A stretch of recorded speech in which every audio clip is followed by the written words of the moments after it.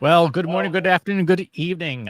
This is Fireside Chat. Today, I am chatting with Stefanie Francis, founder and CEO of Hootology. Stephanie, how are you?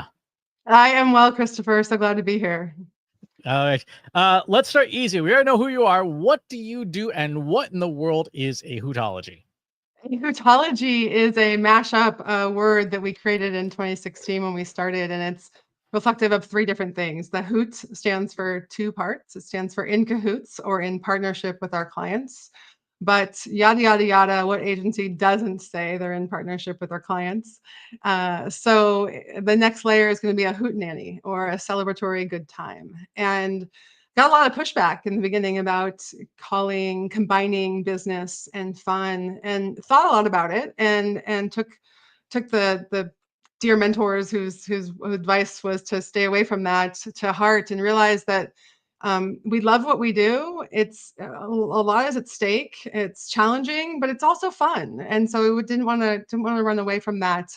And then the last part is ology, or the ongoing evolution. And so it's really our commitment to ourselves to constantly be wondering and questioning, is the way that we're going about things today the thing that makes the most sense for today, right? So ongoing learning and that internal challenge. Got it. And your focus is market research, yes?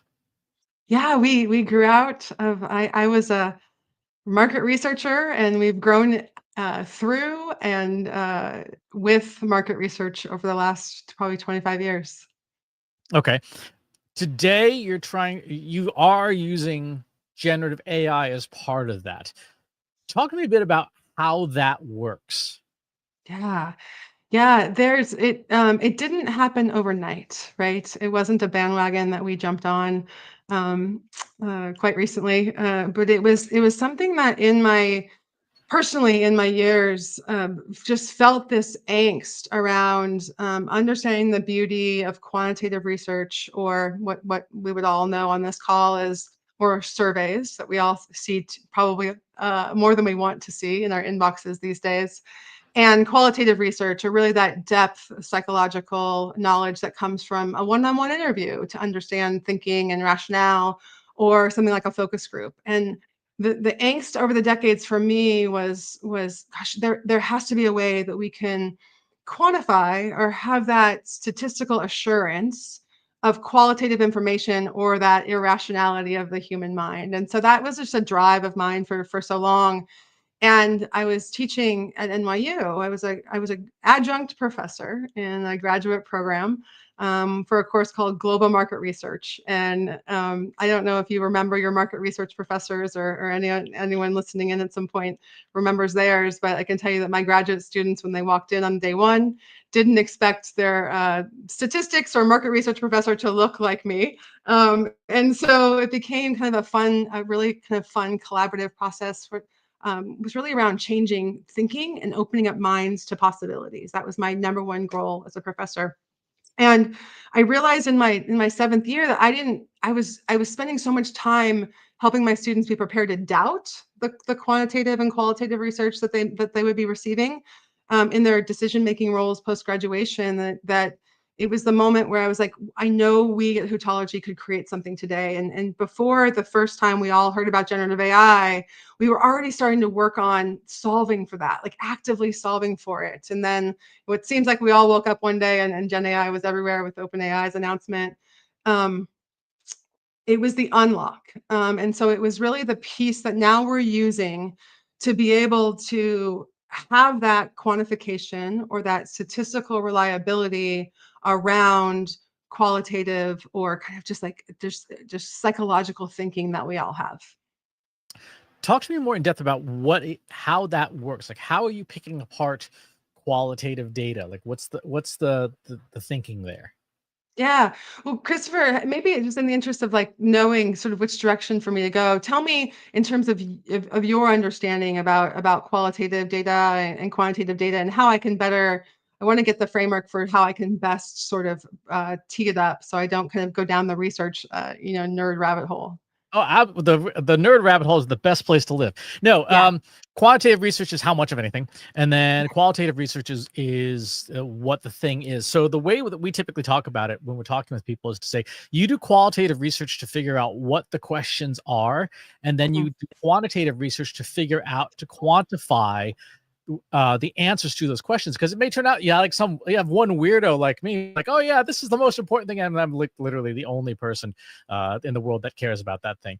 And so it's sort of this iterative process of qual quant. You the second round, you look at the answers to the quantitative surveys, like, why did this happen? Then you go back and you ask more qualitative questions to dig deeper, and so on and so forth. That's generally the framework that I've operated on, that I was taught. Yeah, yeah. Thank you. You communicated that so much more simply than I could have. And so I think the very technical answer to what we've done is we've mushed all that together.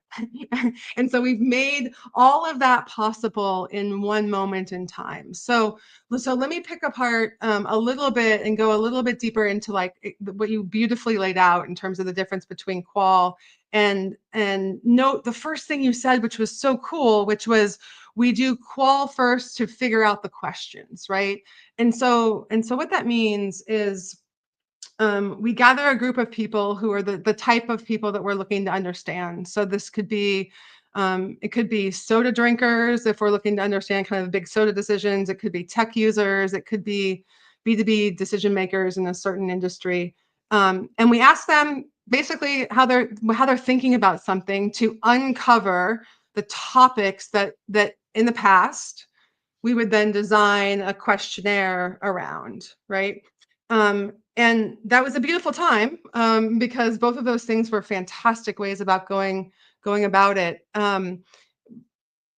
But the point the difference changed when there was a moment where like there wasn't the luxury of time to do these two very kind of in-depth studies, and the costs got more and more expensive. And so at the speed that brands were needing to move, a lot of times they started having to choose one or the other, right?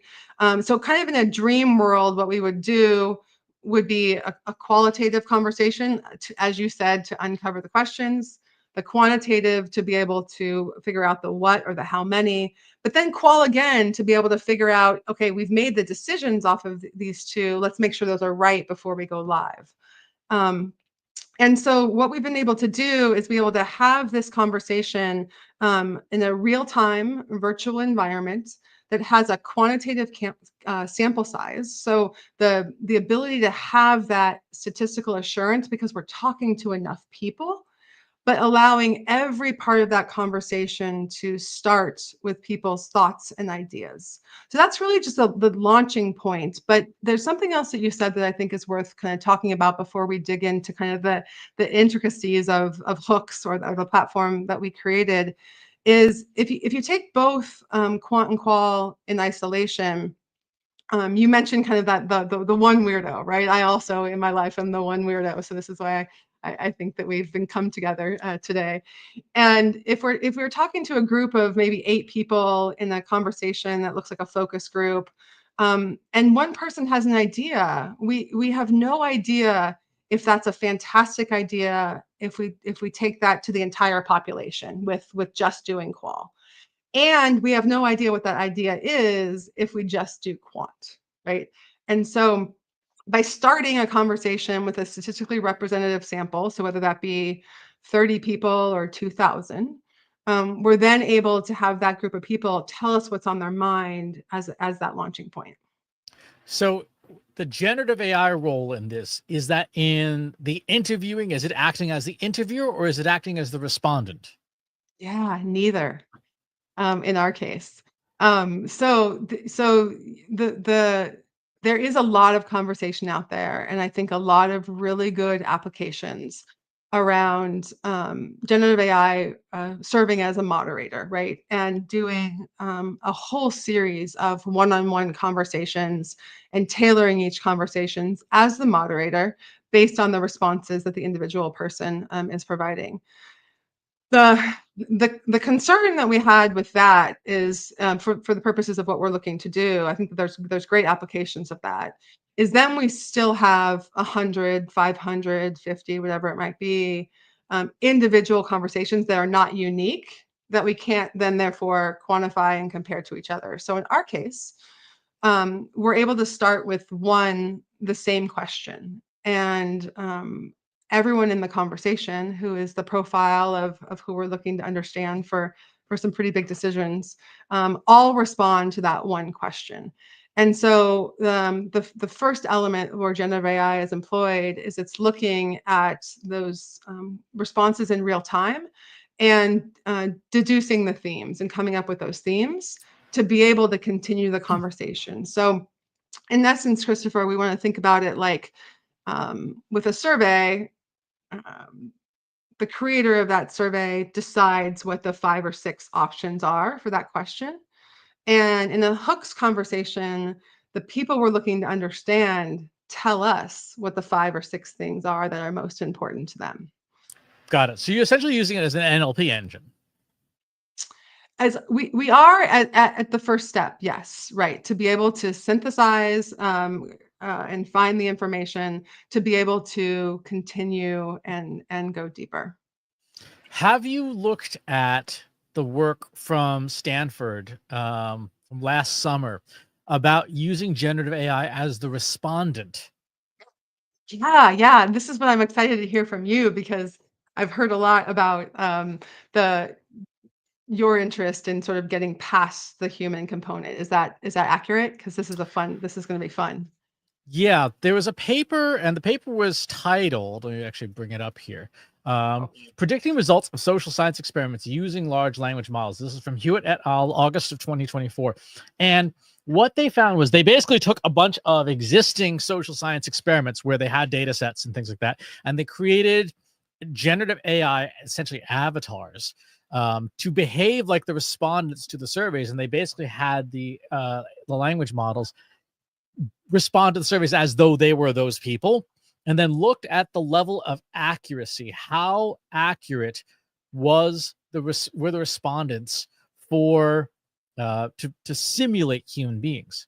And what they found was, for data for studies that were not published and therefore could not have been in the training data for these models, it had an accuracy range of about 90%. So that's obviously, not a p-value of 0.95 or whatever. So there's still some wiggle room there. But in terms of being able to scale it, particularly if you're trying, as you mentioned at the beginning, if you are a brand and then you're looking at like spending $3 million on a massive market research campaign, if you can get 90% of the accuracy of real people, but at a substantially lower cost, depending on the model, I would imagine that would be fairly appealing to a budget-minded exec.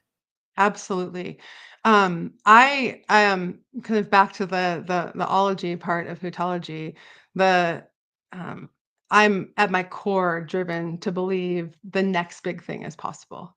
So I'm wholeheartedly with you that at some point, and that might be tomorrow, it might be today, or my personal hypothesis. I'm a 52 years old, squarely Gen X in every single way.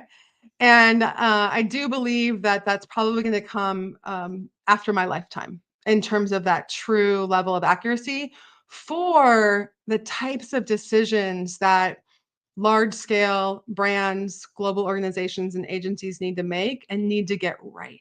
Right.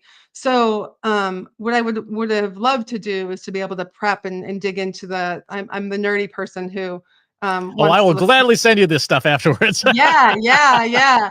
But being a little bit unprepared right now in the moment, where I Oh, would no, it's fine. It's go fine. is, no, I love this. This is fine. The methodology, right? So I was the person who, at the start of any research presentation or conversation, this is what I did with my students, is like, let me get into the methodology and understand how we got to this and what they're saying it could be used for. So I want to know what has the 95% accuracy, what types of topics. And so my question and concern would be, I am 100% sure it could predict a lot of things that are really important that would save big companies and big organizations money by being able to bypass the human piece, right? So it might be purchase behavior, near-term purchase behavior. It might be purchase intention and things of that nature.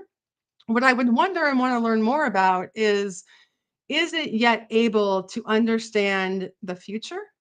Is it yet able to, if it's trained on past data, how, as we all know, in terms of, again, I'm gonna just claim my own irrationality, right? The ability to have aggregate irrationality with accuracy. So let's think about this, right? Let's pull the example of maybe a past example. Sometimes is easier than kind of like imagining salad water. The future.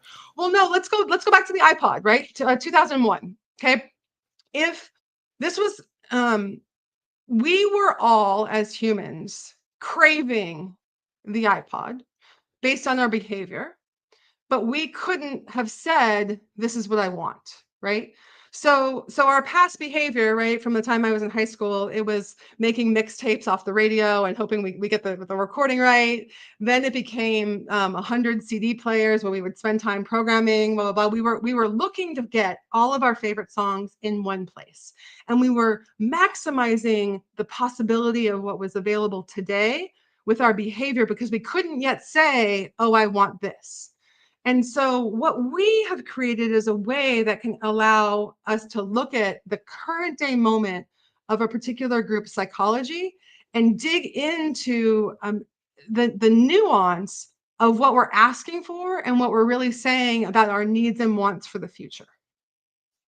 So to restate that, we're looking for low probability because until Steve Jobs came up with the idea with Johnny Ive, that was basically, that idea existed in 2 people's heads out of 6 billion people at the time. So it was extremely low probability. Whereas today's generative AI models are by definition high probability models. So they will come up with an expression like person has severe gastric distress, right? That's a high probability phrase. They would probably not engineer the phrase, it looks like you power washed your restroom with Nutella, right? Which is a very low probability phrase you probably would not see or hear often. But the low probability is inherently more creative and more interesting to read or listen to because it hasn't existed yet. Is that a fair recap of that?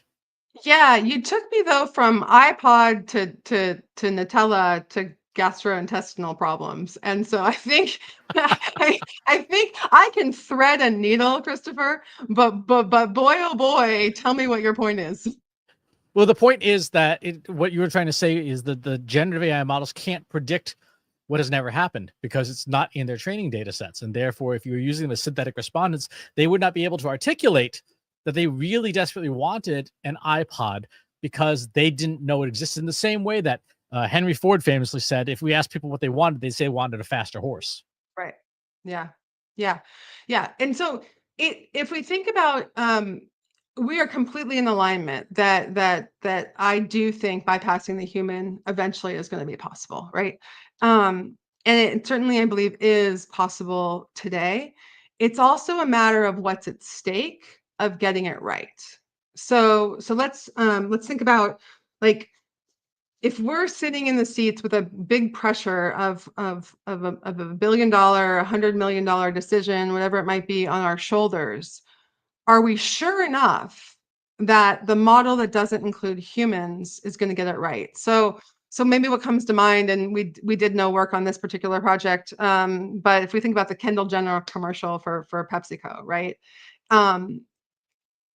Conceptually, it might have come from a decent place and a good intention, but or if we had maybe been able to generate it as a high probability that this would be a great idea and not have humans in the loop, right? Look at how we could have saved the impact on brand reputation if we had taken a moment to ensure that this was on point in all of the ways it was clearly missing the mark.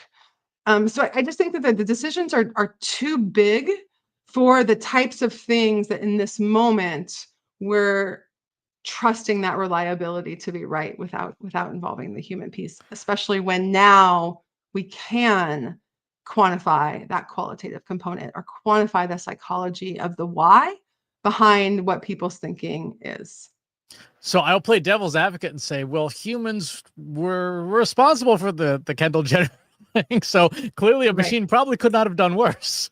Yeah, maybe, right? So let's devil upon devil here then, because the humans that were in charge of that were experts, right? And I say that in a way with air quotes, not as shade, but as acknowledgement that they're so in it. And I think that we always forget when we're the experts, we're the ones, we're thinking about this, we're every single day, 8 hours, arguably 12 hours, possibly sometimes more every single day.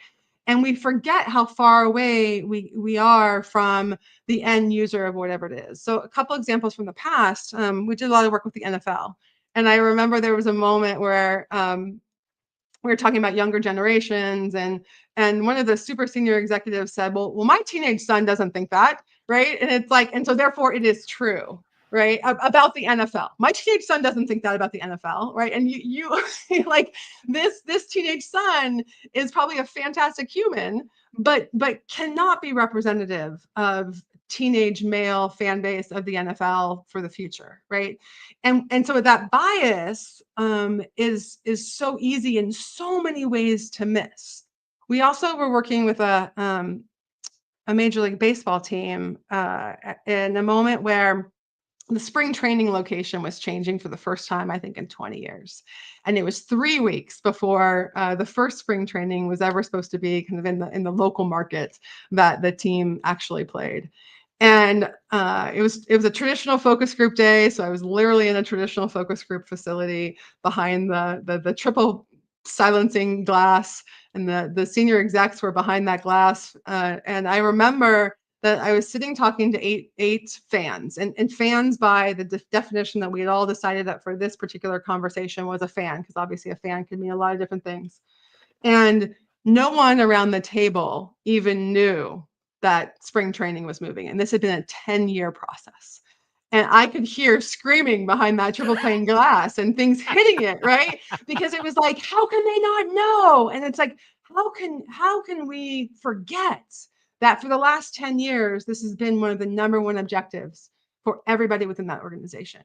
And so that bias and that expertise. And so it's like, that's where we have to listen and remember that the true experts are the ones who are going to end up use our product services, and not just from a capitalism standpoint, but how can we understand to give people and create for people meaningful connection? So whether that be with new products that actually matter and enhance their lives, whether it be with campaigns that make them feel connected and that they truly share values with the brand. Like there's ways to do this in a way that is both profitable and meaningful for the human condition that we're all stuck with for arguably 80 years, unless those folks who are trying to crack that code for 150 get it right. They're not going to do it in time for me, which I'm okay with. Yes, well, there's a whole rat hole we could dive down there, but we will give that a miss for the moment. You took us on the Nutella Gratz gastrointestinal track. I believe in you, Christopher. You can do it. Well, so what I want to come back to though is because I like the framing that yes, we have to ask people and get away from those experts and things like that. One of the things that's interesting about generative AI models is how quickly they have advanced. When that paper that I showed you was written, they were using a model called GPT-4, which was OpenAI's big model in 2023. Yep. GPT-4, by today's standards, would be a face-rolling moron. It really is quite possibly, now one of the dumbest models there is. So I'm going to bring up this chart from. This is from a site called Artificial Analysis. Artificial Analysis is, I find it very useful for understanding what's going on with AI models. And this particular chart here, the GPQA diamond chart, shows the scores of various models. There is GPT-4 that model was in that study.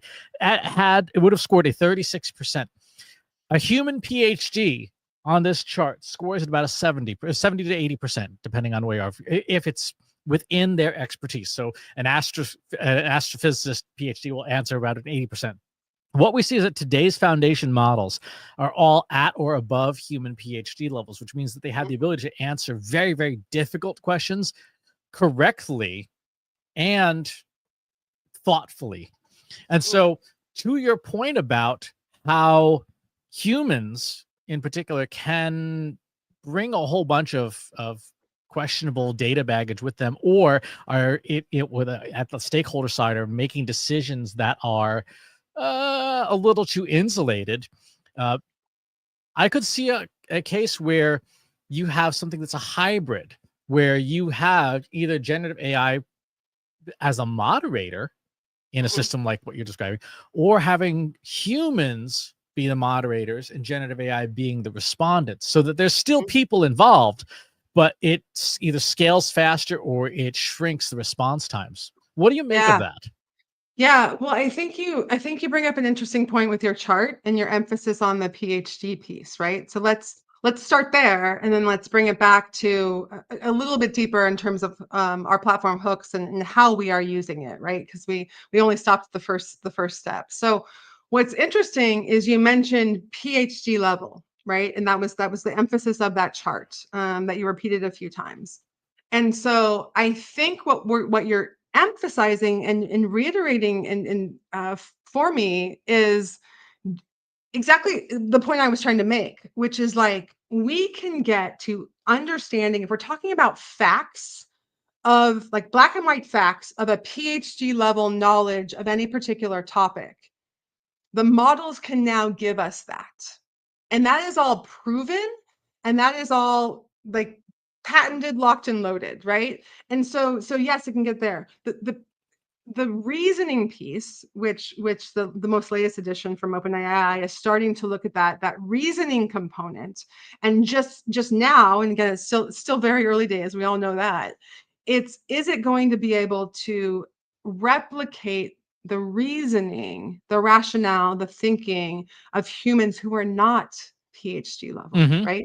Who are thinking about things like we all think about in our daily lives across, but thinking about it from across all different elements that make up the 350 million people just in this particular country, not to mention um, around the world, is what's on our daily minds, right? It's our bills, it's our relationships, it's our ability to be able to connect and get everything done that we have to do. And so we're possibly bypassing the understanding by focusing just on PhD being the goal, right? So if we flip back into what you mentioned about moderating, right? So generative AI, you're right, in our world, which I've sort of bristled around calling us market researchers for a while, and that's not as a shade to the industry, because I am squarely, I have the badge. I was the most, I earned it hard and true with the global market research agencies. I was the most. I try and tell people who are new to my life, I'm like, I used to be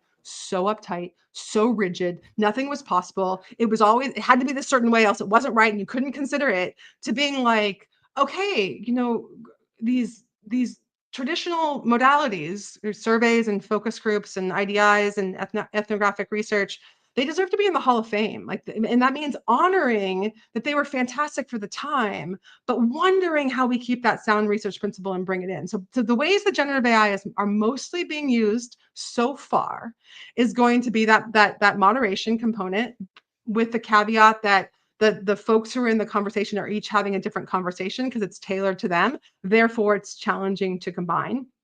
Being able to talk to, it's what it's being called, quantitative data, right? To pull in lots of different data sets and to be able to create an agent that is able to kind of go and look across. And this comes in my like uptight professor component, is it's going to be darn near impossible to calibrate those methodologies to ensure that we can connect these data points, right? That's going to be hard. And I would love to sit in a room with whiskey and a dark, moody environment and talk to somebody who's saying, I can do this. I would love, I want to see it. I want to believe it. It's scary, right? It's scary because I've seen people do that with secondary research for so many decades. To now say, this other thing that doesn't show their work is actually spitting out the right answer, right? Or then the ability to be able to do what we're doing, which is basically go back and forth between quant and qual, kind of like you said in the beginning, right? But you talked about doing qual first to get the questions and then quant.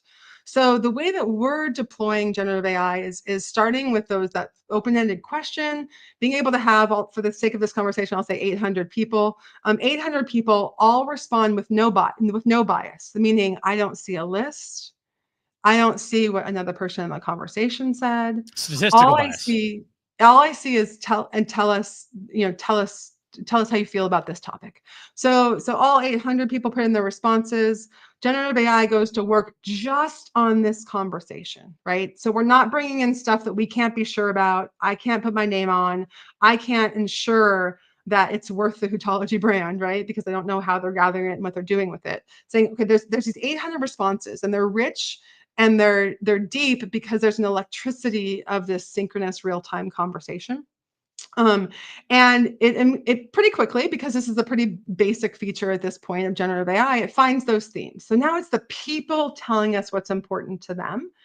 And then we flip immediately into that quant, right? So now we can kind of toggle back and forth between going deeper and then being able to figure out the how many or how what. So those themes, or what would have been in the quant survey, those list of options, right?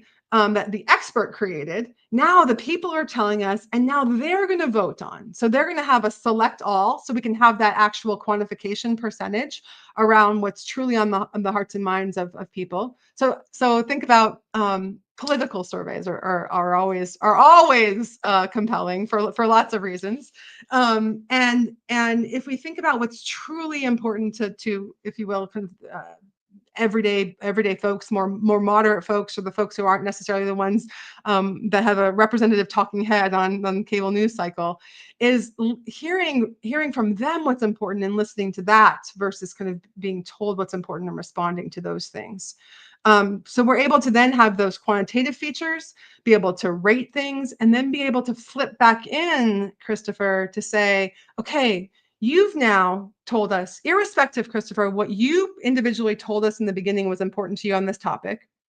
You've now been able to see what some other people think in terms of that aggregated themes. You've been able to clarify how important each of the ones are that are important to you. And now I know what of this list of what's most important to you. Now, Christopher, I can flip back in to qualitative and say, tell me why. Tell me, now have your first response, and now I have, with some other awareness and interest from other people, I now understand what now you're saying is your most important, and now I want to hear why. And so let's say there's 800 people in the conversation, and 100 of them all agreed with you that this one particular theme that you all told us was important is the most important. Now 100 of you tell us why that's important. We can now validate that and summarize that in the moment, and then have you tell us if it's right. So the difference of how we're deploying a generative AI is we never have it work without checking in with that representative sample, so we can say this is actually true statistically because the folks that we've pulled together, who we already know is a representative sample, say it's true. So there's no guessing. So we don't get into a place where we go live with a very, very expensive campaign and risk having missed something. Or we never go spend hundreds of $millions developing something that seems like a really good idea without having missed something. Got it. So mentally, I see this. There's the person, there's the questions, they respond. That's parsed and themed, then quantified because the panel's in operation in presumably near real time or something like that. And then it goes back to qual. They get to talk about why, and so on and so forth. The process repeats, where essentially the language model is doing summarization, extraction, and then you have more traditional processing, just doing all the stats on the back end. Is that a rough approximation of the system? That is a rough approximation. Okay. One thing you mentioned, and I really wanted to hear a bit more of this, is how you mentioned bias. And there's obviously different kinds of bias. There's statistical bias, where it differs from the population. There's cognitive bias, and then there's what we call belief bias, like, oh, those damn Koreans, which is more belief. We would classify as things like racism or sexism, which are not biased statistics, but they're biased. They're ways that alter our thinking. In this system and in the research field in general, how have you seen belief-based bias show up? And then how have you mitigated it to the extent that you can without removing humans? Um, it's accepted in our world, or has been accepted, that there's going to be some level of bias baked into every study. But the fact that you're actually doing a study is creating bias, right? Right. And so it becomes along the way and over the years how you can take out as much as possible.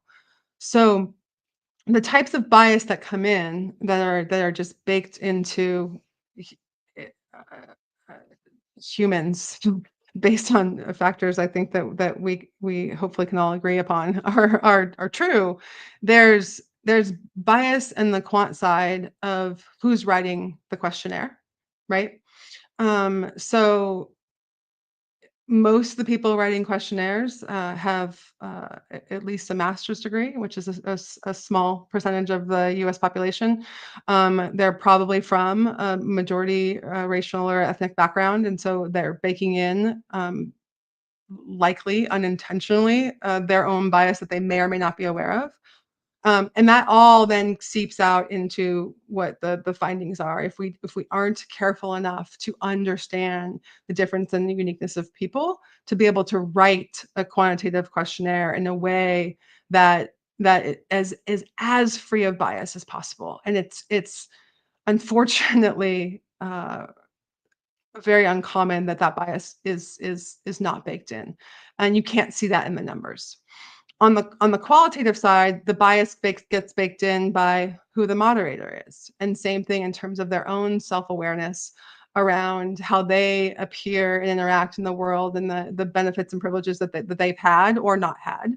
And then the bias of grabbing 8 strangers, if we're talking about a traditional focus group, and the social dynamics that appear in terms of status and power that impact a conversation, right? So impact, depending on the dynamics and the psychology of each of the people in the group, who speaks up first, and then what that does to impact the other people in the conversation, that doesn't show up in the findings for qual.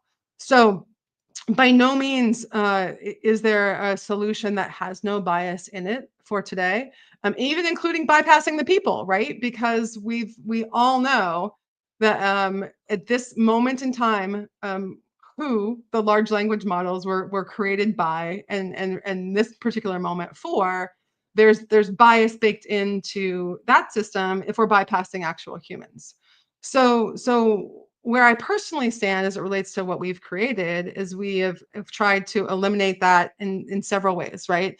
Is ensuring that the people who are invited into any particular conversation are fully reflective of the people, the total population that we're looking to understand.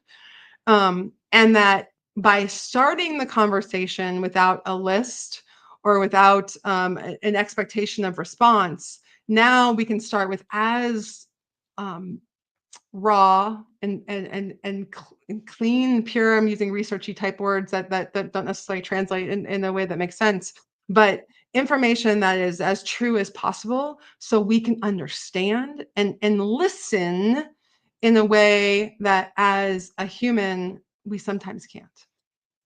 Do you do any bias testing on the AI models that you use within the system for the summarization and extraction? And if so, how?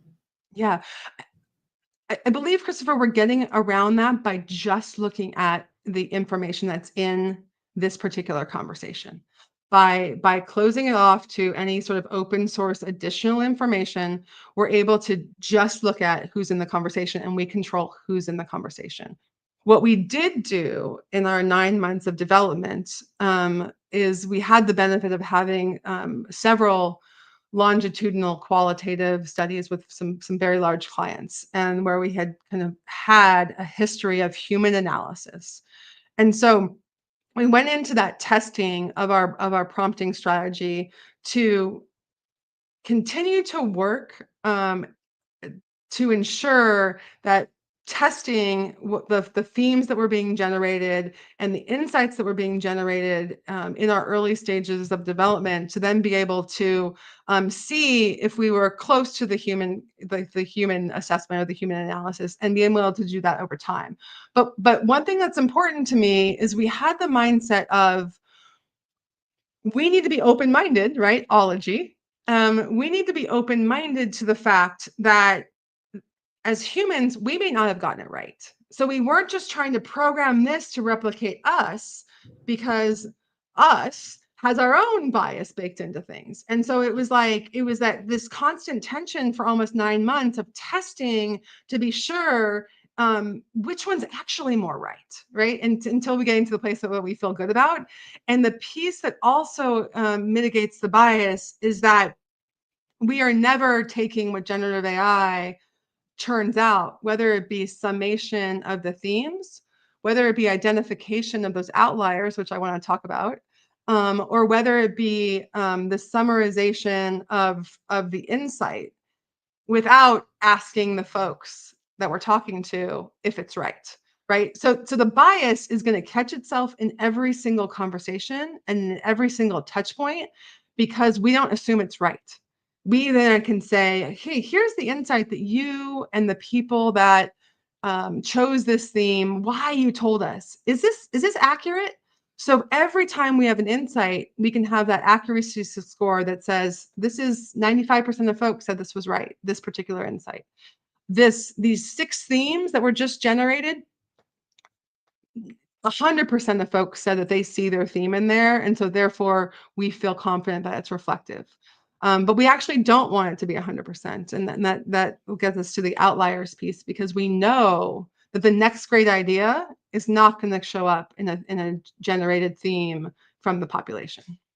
That's right. It's going to be that one weirdo that has that strange idea. Yeah, you know what's great though is now we have hundreds of weirdos, right? And so that's beautiful, because if we have 800 people in the conversation, there's going to be now, I'm going to just wildly pull a non-scientific number from all of my years of working in understanding outliers, right? There's going to be 80 weirdos in that conversation, and you and I are going to be one of them, right? And so now we have, let's say there's 10% of people who have a different idea than the masses. So we ask, what are your thoughts on this particular topic? Again, could be about politics, could be about the future of healthcare, could be about the future of education, could be about needs and wants or hopes for their next tech device. And probably 90% of people are going to think one of 4, 5, 6 things, right? And we're going to be able to classify those pretty quickly and bring those forward as our list to start with. But what about these 80, right? What do we do with these 80? Because there's either magic in these 80 or there's madness. And I say that lovingly. And so what we're now able to do is hold those aside and continue to work on those while the conversation goes. And when I say work on those, what I want you to think about is there probably would have been a 7th theme and an 8th theme if we had gone down. And so there's probably, of those 80, there's probably 60 that are saying maybe 1, 2, or 3 of the same next things. So what we want to do is pick the best ones of those and bring those, hold those aside. And then there's those 20 that don't fit anywhere, right? And so now we have a point in the conversation later when we've done all of those different steps that we've talked about, and we say, hey, thanks, we're almost done with this topic. Here's an idea that someone else said. Now we're bringing it back to all 800. And we say, what do you think about this? So, okay, and imagine we had 100 people in this large focus group, and one person had this wacky idea. Now all 800 get to have a quantitative response to that. So we can now separate trend versus noise. So if we're dealing with some of those large companies, those large agencies that we work with, or the large brands or large global organizations that have a lot at risk, they now can say, oh, this idea, we don't need to spend $50 million to bring this to life, because actually people don't want it. And it might look like on social media that idea is blowing up, but we can't quantify what percentage of the population is actually talking about that, not to mention bots and all of the other things that we know about. So this allows us to have that statistical rigor of that survey with that crazy idea from Qual, and be able to say, you know what, only 10% of people actually think that this is a good idea. Let's let that go. But hey, look at these 5 things that only 5 people mentioned, but 80, 90, 100% of your target market thinks this is a great idea. Heck, we just saved a lot of money in that part of the conversation. And now we can get into the why of those things in future conversations. Which is very cool. My last question is a philosophical one of Great. sorts. I love it. Market research and the research field in general is predicated on the premise that facts and truth and data actually matter. When we look at the behavior of human beings, particularly in the last 5 years, in certain circumstances, it becomes clear that facts and truth and data are completely irrelevant to their belief when it conflicts with their beliefs. Okay. How do you see this impacting the research field, and what, if anything, do you see as a either an antidote or a way for stakeholders to recognize, like, yeah, guess what? This thing that you might have thought was irrelevant, like, I don't know, redesigning your Cracker Barrel logo, is in fact going to have no relationship to reality, no relationship to truth, but people are going to believe it anyway, and it's going to have a material impact on your business. Cool. I love this conversation. Let's talk about what we're talking about, though. Are you specifically talking about politics? If you're talking about or are we talking about just generically? Because we can go down. I can go down either way, and I'm ready to. I just want to be sure if we're if It's we're talking hard about to what we're say talking about. that. It's hard to delineate because it seems like an STD. Politics seems to be infecting everything. Mhm. Yeah. So I guess I would want to talk and question your first statement, which is like, I'm paraphrasing, but market research is about facts, and people don't necessarily care about facts. I think what you're actually saying with that about that market research piece, and this is someone who's fought against kind of market researchers being market researchers, right? I understand there's like, how can we loosen up so we can be more relevant to how the information's used, which is just something that it's taken me a while to get to. But I think we're saying that those we're kind of like wiggling back into like a quantitative kind of consistency versus listening to what's true from people and strategizing from there. And so it's like, then it becomes, what is truth, right? If we can understand what that irrationality, right, that we all have, but we judge others for, right, especially on the macro level right now, if we can understand which hooks does do that, it uncovers what is that thinking, and now we can figure out what to do about it, right, versus solving a problem with the history and the ways. I was listening to a podcast yesterday, I think it was with Joy Reid and Kara Swisher, who were saying, Joy Reid was saying, we can't take the historical political policy and the way things that have always been solved and apply it to today. But what if we listened in a different way, in a truly open way, to figure out what the thinking was, to then figure out what the strategy and path forward could be? Because I have to still believe that there's a strategy forward that brings us back from the edge. Well, I am less optimistic than you are, but I appreciate You caught me that in a anyway. good moment. You caught me in a good moment. I don't Exactly. know. Where can people find more about you? I'd say come to Hootology. We're at www.hootology.com. Just launched Hooks, which is that platform we've been talking about new ways to quantify qualitative information to make some better decisions. All right. Thank you very much. And we will catch you all on the next one.